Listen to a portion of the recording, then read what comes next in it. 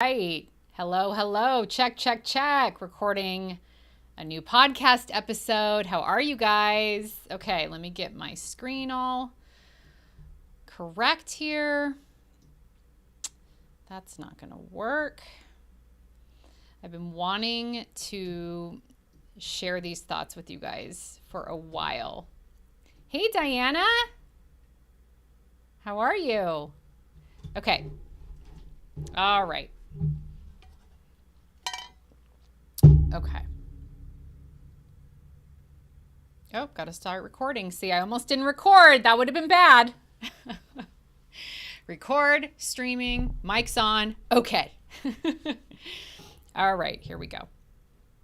Oh, you guys, I have been waiting to share this episode because if you're like I was for 7 years, you might be thinking about what life would look like without alcohol. Or maybe you're just plain curious about it. It's not even for your own life. You're just curious what that life looks like. And today in this episode of She Just Glows, the podcast, I'm going to pull back the curtain on the front window of my alcohol-free, fabulous, amazing life. And I want to let you peer inside the window and just stare and gawk and hang out and ask questions. Now, I say my alcohol-free, fabulous, amazing life because that part of my life is great. It doesn't mean that all of life is fantastic and perfect and 1,000% all the time. But I can tell you this, as I've been through trials in my life since I stopped drinking about 1.5 years ago, I can tell you for a fact that life would have been so much more difficult during those trials if alcohol was still in my life. So I'm Janie. I want to thank you for being here. I've worked as a life coach. I call myself a joy coach, actually, for the last year. And before I go any further, if you do have questions as you listen, like personal questions, or you just want more details or whatever, send me a DM. I'm on Instagram and Facebook at She Just Glows. And my website, also very easy to remember, shejustglows.com. Okay? So there's information there on how to contact me if you'd like to work together, if you'd like a personal and private coach to walk you through your journey. I'm here. So I have 4 kids and a husband, and just like you, a whole lot going on. I have goals and passions that I've recently reconnected with after feeling stuck for a few years as I slugged through the baby and toddler years 4 different times. But aside from all of that, I can guarantee you that I would never be life coaching women just like you, not just about alcohol, but about anything. Alcohol isn't a thing for all my clients, but I would never have started this if I hadn't gotten rid of the huge block in my life. The thing I knew in my most private moments was absolutely holding me back from the life I truly desired and from my true capabilities and my true purpose as a woman.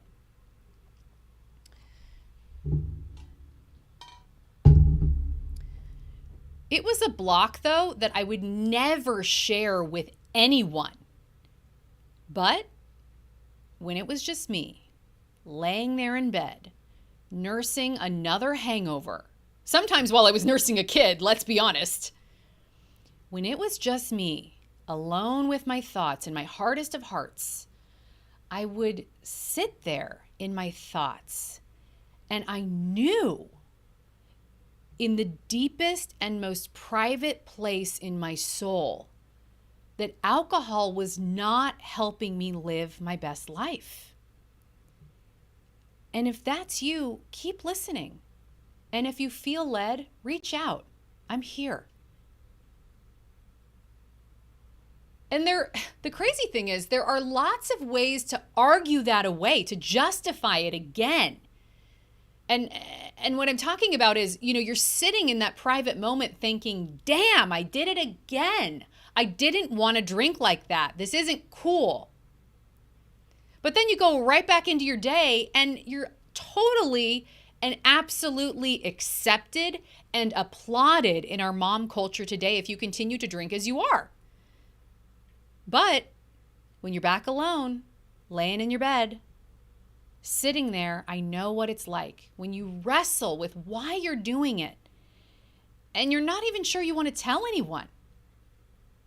You're not sure you want to do it anymore either, but on the other side of this morning after torture and anxiety and sour stomach is something that's probably even more terrifying than that pain. The thought of saying goodbye to this thing that you love, this loyal friend, this confidant, this companion who's been there through so much over so many years. Alcohol. Alcohol was my dear friend who had been with me through so much.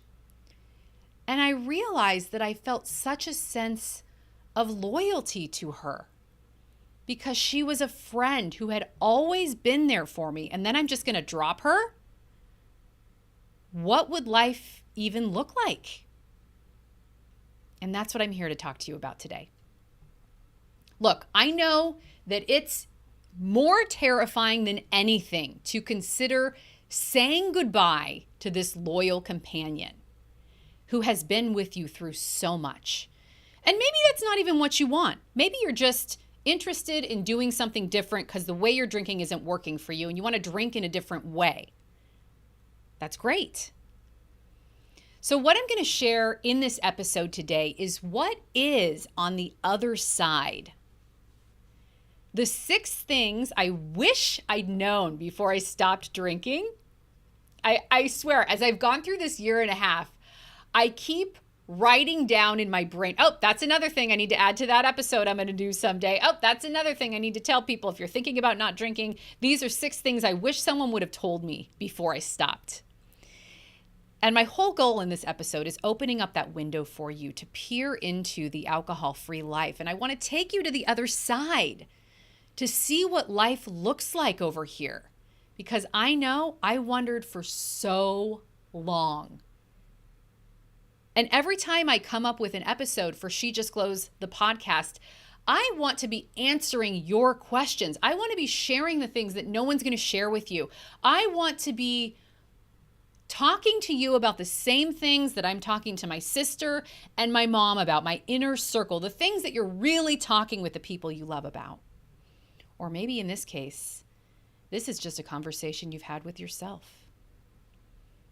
Maybe you cannot even conceive a thought of what a life without alcohol would look like for you. I know I couldn't. And I was curious, how would that even play out in my life? My life where all fun revolves around alcohol. My life where I have so many, I feel, unique stresses and a busy household and 3 active boys and a 4th child who's a daughter, which is, I have to say, she's 4 right now. It's so much fun. She is so much calmer than my boys were at that age. I know things will change. All you teenage moms are like, just wait. Well, right now it's so much fun. But I want to share how you can get over here on the other side with me, if that's what you want. Where you have clear mornings and zero shame and you are fully engaging in your life in every single freaking moment. Because I know that even though I felt like in my drinking times, I felt like I was getting more out of life, more fun, more experience, more excitement. But I knew in those private moments, in those deep, dark corners of my soul, that I was not fully engaging with my life. I was actually fast forwarding many uncomfortable moments in my life. And if you're doing that with alcohol, no shame at all. Who wants to feel uncomfortable feelings? I mean, it makes sense. But you just end up fast forwarding through so much. I got to tell you guys, while being alcohol free has its tough times, and I'll get into that in this episode, and I'll what's the term? Lay it to you straight, tell it to you straight, and I'll tell it to you straight. It is truly, at the end of the day, through all of its ups and downs, it is a life of vibrant, beautiful, rainbow colors, dazzling and sparkling, and more, what's the word? Brighter colors than I could have ever imagined. And I realized that when I was fast forwarding every day and every tough moment, and I was drinking when I felt like it, and I was drinking when I felt uncomfortable, and I was drinking when I felt sad, and I was drinking when I felt lonely, and I was drinking when I wanted to have fun, my life had just settled into different shades of gray. Like everything was sort of dulled down. What did I do when I was drinking yesterday afternoon during that rainstorm? What were we watching? What movie was that? When did we go to bed? I was settling for a life of different shades of gray, and now I've woken up and I am living life in true, vibrant, beautiful, dazzling color. So I'm going to get into these 6 things that I wish someone had told me before I started my alcohol-free journey, but I'm going to give you a quick recap of my story. I will say I have 2 entire episodes devoted to all of it. So this will be a quick recap. But if you're interested, episodes 2 and 3 of this podcast are a deep dive into my story. But basically, a quick recap. Alcohol was never really a thing for me when my kids were little. So I have 4 children. Right now, they are, my oldest is 11, my youngest is 4, and every age in between. So I have 4 kids. When I had like 2 kids, I remember, at the end of the day at like bath time, I'd pour a glass of wine if we had, a bottle that hadn't been used up that was sitting on the kitchen counter. If it was there, I might enjoy it. And it was just, it wasn't every day. It wasn't something I really thought about. It was just when it was there, I would enjoy it. It wasn't really a thing. I don't ever remember waking up or feeling sick or not being able to do my job as a mom, as a stay-at-home mom. A couple years went by, and then things started feeling really stressful and heavy. And I had 3 sons, and they were just all over the place. And I'll never blame my children for my drinking. Absolutely never do that. But being a mom of little kids, you might relate to this, is really stressful in very weird ways. I know being a mom of older kids is stressful too, in very different ways. But the constant breaking and hitting and flushing underwear down the toilet and grabbing a full wine bottle out of the pantry and it shattering all over the kitchen, and I have a 1-year-old baby sitting in the wine, like with glass all around him. It was wild. I mean, I look back at those years and I'm like, no wonder I drank. It was just nerve fraying, peace shattering stuff. I mean, one time I turned around and my 2-year-old had a butcher knife from way up on the counter. I mean, just this stuff, you can't make it up. I know you guys are out there like nodding your heads like you can't make it up. I started carrying this stress and this overwhelm, and I found that if I poured a nice healthy serving, maybe like an inch or 2 of Svedka vodka into a large mason jar with plenty of ice, and then I added in club soda with lemon or LaCroix, well, you know what? I sort of went back to neutral, and my nerves weren't as frayed, and I wasn't as stressed, and I felt a little happier, and I felt like my mood was a little elevated. So I started realizing that as I had these stressed feelings as a mom, I would feel a lot better and a lot calmer if I just had a drink. I also at that time hung out with a group of friends who drank a lot, and I was no doubt the ringleader. I mean, I drank more than anyone, so I'm not blaming them at all. But it was a culture of let's get together, let's drink, let's have the kids over at my house. Who's bringing the alcohol? Let's go out and get crazy on a date night. Well, several years of that catches up with you. And you may be nodding your head inside. several years of just drinking to calm the nerves or just drinking to have fun. Before I knew it, about a year and a half ago, I just wanted it whenever. I wanted the freedom to enjoy that whenever I could.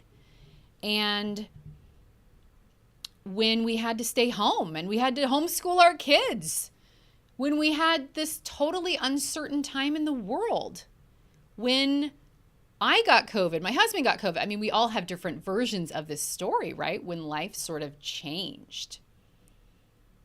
And I remember thinking, I'm putting up with so much right now. I'm going to allow myself to have a drink every night if I want and watch the sunset and reflect on the day and this weird time. And that's going to be my little gift to myself. Well, I subscribed to that mindset for probably a month because we were like home for different people having COVID for a whole month. You know the story. And I was like, get these kids back to school. But after about a month of that way of thinking, I didn't drink every night, but I drank whenever I felt like it. I felt physically horrible. I felt puffy. My gut felt heavy and like almost dead inside. My face was puffy. I was tired, but I wasn't sleeping well. And a few months later, we went on a camping trip. And I just said I'll do a quick recap. This is way too long. So I'm going to quickly wrap this up. But my last hangover, we were on a camping trip with friends at our hunting property, which we had recently purchased up in North Florida. And something upsetting happened that night. And I just said, well, screw it. I'm just going to drink. And I drank and I wasn't upset and I had fun. And I don't remember going to bed, but I do remember that morning. And I'll probably never forget that morning. Waking up in an RV, hungover. And this is the kind of hangover where like Tylenol's not going to do a thing.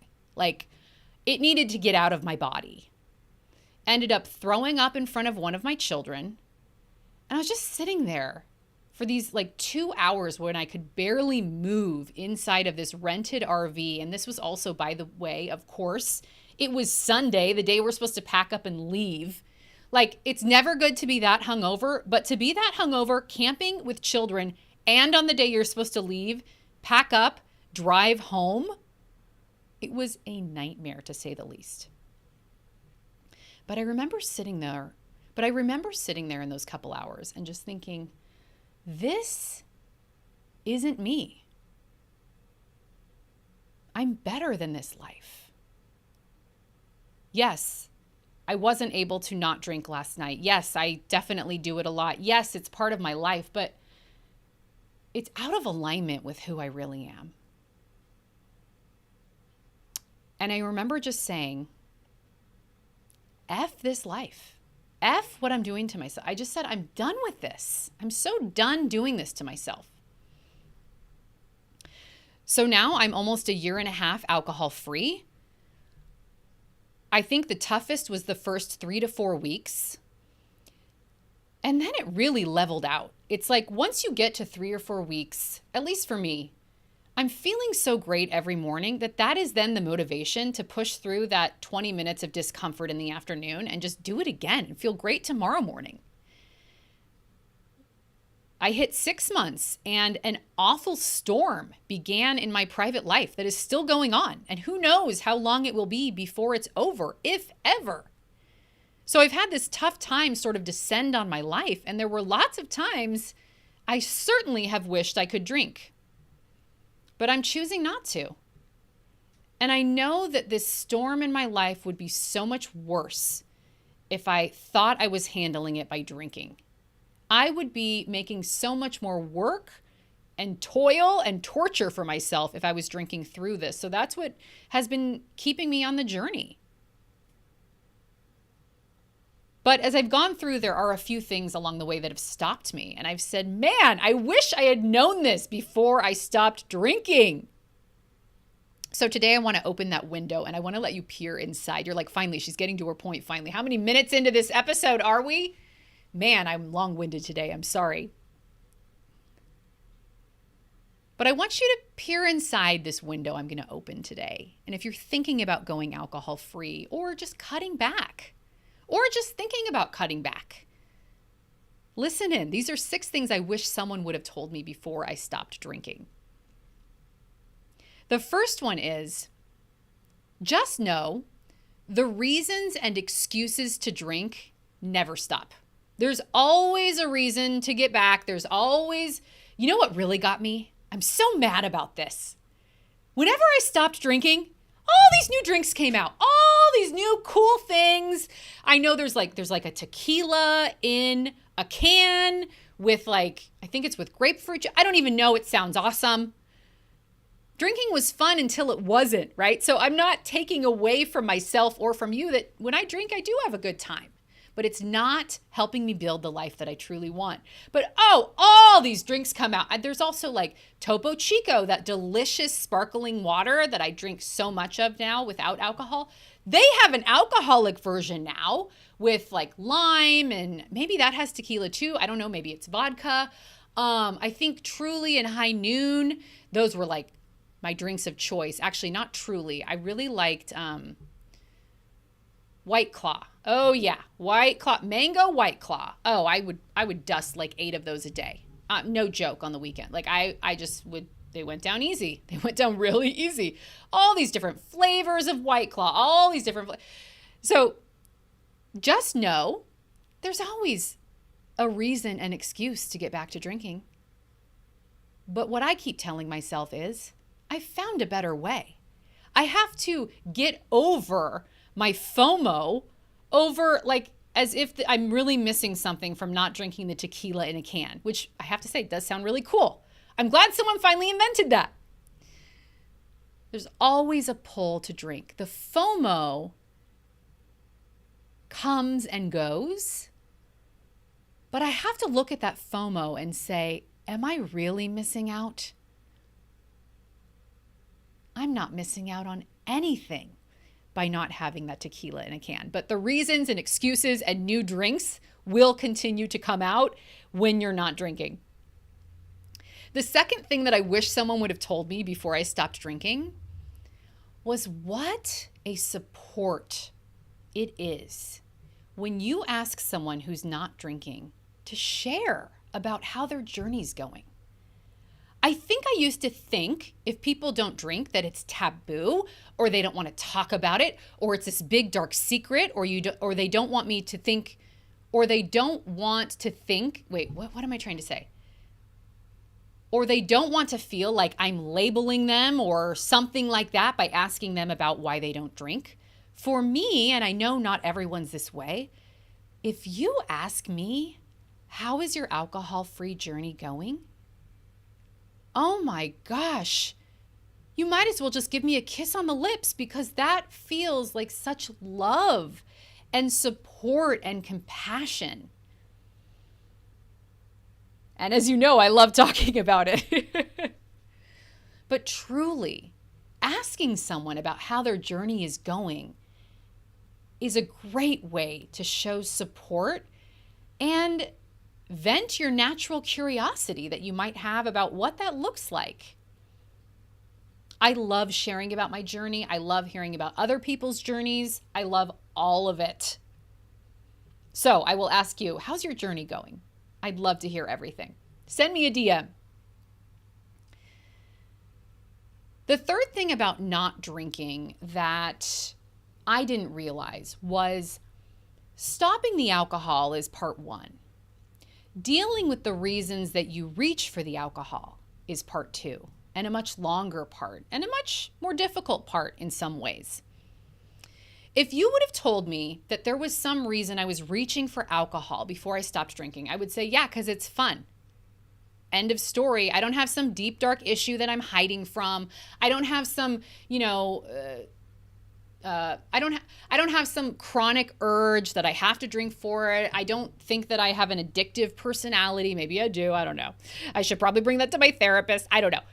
But I wouldn't have told you, yeah, there's some crazy huge reason or pain or issue or something in my life that causes me to drink. I would just tell you, I do it because it's fun. And I do it too much. I overdrink because I like having fun. So sue me, right? I wish someone had let me know that friendships and relationships will change. Because here's what happens. Things that were okay before I stopped drinking, once I take away my tool that helps me smooth out the rough edges, those things aren't okay anymore. In other words, because I can't smooth out the rough edges of my life with alcohol, what do? Well, you just start getting out the sandpaper and smoothing out the rough edges for yourself. You put some elbow grease into it, and it's hard work. I realized, which I never would have realized if I hadn't stopped drinking. Once I stopped drinking and took that away from myself, decided I'm going to look for a better way and try something different for a while, I realized that I would reach for alcohol when I felt lonely in my marriage. I never would have told you that before. I was never even aware of that before. I would have never put those two together, but when you take it out, that's when other patterns or different things in your life can be highlighted. And then you can do the good work of figuring those things out. A few of the clients that I am coaching through the journey right now have really started zeroing in on some things in their marriages that come to light when alcohol is not that thing that I can pour into my cup and make anything that happened in my day feel okay. I hope that doesn't scare you. I realize that sounds really scary, but isn't it so much worse to just be dealing with an unhealthy pattern and drinking it away only to not feel great most of your life? And this pattern, meantime, is still continuing. Isn't it so much easier to just deal with whatever that pattern is? Does that make sense? So while it sounds scary, I'm here on the other side, and I need to let you know that it was so much harder the way I was doing it before with alcohol.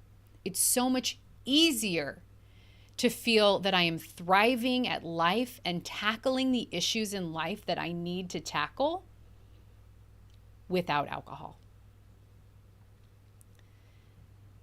The fourth one, you probably already know this, but even this far into the journey, there will be days when you really want a drink.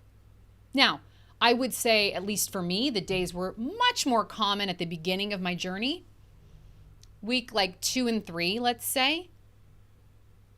Much less often now, but don't discount those outlier experiences, those weird emotions, those weird things that happen with friends or in your marriage or with different people in your life where suddenly you're in that bar you haven't been in 3 years and you remember the exact drink you had last time you were there. There will still be days that you really want it. And all things considered, I'm an infant in this journey. I mean, I'm not even a year and a half in yet. But I'm just sharing what I've learned. I'm not saying I'm an expert. I'm not saying that I'm anything. I don't know anything about anything, but I'm going to share my experience with you, what's worked for me and what hasn't. You know what's really worked for me on those days when I think I really want to drink? I just go back to my facts list. And if you work with me as a private coaching client, we tackle this right off the bat. What are the facts about alcohol in your life? These are the things that aren't your emotions. It's not a craving. It's not an urge. It's not a, oh, I'd love that feeling right now. That feeling makes me feel good. No, we're not talking about feelings. Feelings change. Feelings are never the same. Feelings change. Feelings are always flexing. The truth never changes. The truth is always the truth. no matter how you feel about it. So here are a few of the things on my facts list. And again, if we work together, I walk you through all of this. We write it down. I send it to you. It's a whole thing. My first item on my facts list about why I don't drink alcohol right now, number one, because I always want more than one. I'm not seeking out to pour one glass of wine. You better have a whole bottle lined up for me or more, right? Like, I know from my history, my experience over many years of research, that I never stop at just one or even two. That fact helps me stay on the journey when I think, oh, I really want one right now. No, because I know where that leads for me. Number two on my facts list, I'm sick of feeling sick. I'm sick of waking up and feeling like crap. That is the main reason. If I could boil it down to one reason I stopped drinking, I was just so sick of feeling disgusting in the morning. Number three, drinking this way is out of alignment with who I truly am. So those are just some things on my facts list that I call up whenever I feel an urge. And it works. And it works for my clients. It's worked for me. It can work for you too. The fifth thing I wish someone would have told me before I stopped drinking is just how amazing this life is versus the life that I was settling for. I knew I was settling when things that are fun weren't fun if alcohol wasn't there. I knew I was settling when my kids asked me to go paddleboarding, and it just didn't sound fun enough for me because I knew I wouldn't be able to paddleboard with my drink. I couldn't balance it on the board. I certainly couldn't paddle if I was holding the drink. I wanted to already start drinking on that Saturday, so I would have to have abstained if I was going to paddleboard with the kids, or I would just fall in the ocean. I knew I was settling when paddleboarding with my kids just wasn't fun enough for me because alcohol wouldn't be there. I knew I was settling when alcohol wasn't just part of the fun, it was the fun. It was the main event. If I was going to have a fun, enjoyable day, alcohol would 1000% be there. That might even be the first thing I would start with in planning the day. What do I want to drink? That might dictate where I'm going to go, what I'm going to do, who I'm going to see. That was settling in a life that just didn't align with me or with what I really wanted in life. And here on the other side, it's so much better because fun things really are fun. Things like paddleboarding, playing soccer with my kids, watching a sunset, watching a movie, going on a hike, listening to music, swimming with my daughter. All of these things that just got categorized and subcategorized into, that's not really fun because I can't drink when I do that. I can't drink when I'm hiking. Why would I even want to do that? It's so much more fun to sit on a couch with a beverage. This over here, for me, is true living. This amazing life, I wish someone had painted this picture for me up against the contrast of the life I was settling for. And I have an entire episode all about this. It's called You Drink Because You Have No Outlet. And it's all about the slippery slide. I call it the slow slide that happens when slowly alcohol edges out other things that are actually fun. And slowly and silently, we find ourselves in a place where the way to have fun always involves drinking.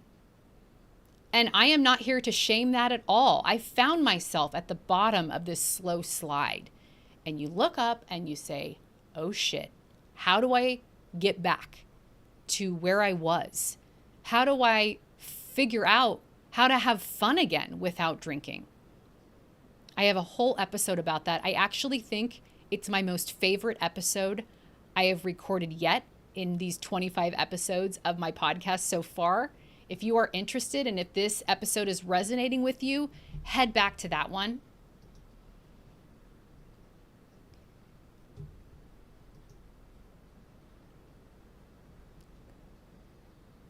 Head back to that one. It is episode 14. Episode 14, you drink because you have no outlet. It's my favorite episode yet. Sixth thing I wish someone had told me about not drinking.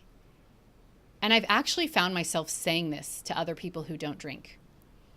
This is really like a secret club that no one ever told me about, that I never knew existed. And you're probably thinking, yeah, that's probably just what you tell people when you're trying to convince them that not drinking is actually fun. This life sounds boring. I'm not into it. I bring the fun. This doesn't sound like any secret club that I would ever want to know about. It's a secret because it's not that great. No, it is a secret club that is so awesome. I couldn't believe I'd never heard about how great it is. You know, I always pictured being sober as being so boring. That's why I hate the word sober. That's just my preference. I like to call myself alcohol free. You know, the word sober and not drinking, I used to picture like you wear flannel pajamas all day and you don't go anywhere. And you I don't know, you like sit inside reading books with your cats and drinking tea and like watching it rain. Like, boring. But in all reality, being alcohol free is so much better than I could have ever imagined. Not because I didn't try. I tried many times to conceive of what life would look like. But I could never get there because that wedding coming up, that vacation, the date night, those friends or family members who drink, they don't get it. So I have to keep drinking because they're not going to understand my life if I'm not drinking with them. Whenever I tried to conceive of my future without alcohol, it was just like a blank. It was just like my brain went blank. I just said, I can't do that. It sounds too hard. I don't know how I would even live the life I'm living right now. And that is the whole point. Life is, for me, so much better without alcohol. That's another item on my facts list. Life is so much better without alcohol. It is hard, for sure. Like I said, I've been in a tough season and I've been alcohol free. But I know it is so much harder to keep drinking and keep trying to do life when you're just barely hanging on and you think alcohol is the only thing keeping you afloat. I know it feels that way. But it's not the truth. The truth is, at least for me, this may not be true for everyone, but the truth might be alcohol is bringing you down. Alcohol is making life so much harder. Alcohol is dulling you. It's making you like everyone else, and you're not. But we're at the end of this episode, and if you're still here, that means something. I want you to know there is a better way. It doesn't mean you have to trash your current life. It doesn't mean that you have to completely reinvent every single thing about your life. But there will be change ahead. Make no mistake. But I have to tell you, having just been freshly through the beginning of this process, it is so exciting every day to walk into my life and say, I'm not drinking today, and what am I going to work on today? What am I going to be challenged by today? The vigor and the energy is just so much different and so much better than any buzz I could have ever created with my favorite drinks. There is a better way. And if you want to try not drinking, it doesn't mean anything. If you want to try not drinking, it doesn't mean you're an alcoholic. It doesn't mean you have a problem. It doesn't have to mean a single thing. All it means is this. You're curious about finding another way. Sounds pretty great to me. So try it. We already know what you have to lose by continuing on this path, right? We already know what that looks like. We already know what this weekend looks like. We already know what the morning after looks like. We've been down this road, for me, for many years. So what do you have to lose about being curious about trying another way? Never know where it might lead. And yeah, the journey is not straight.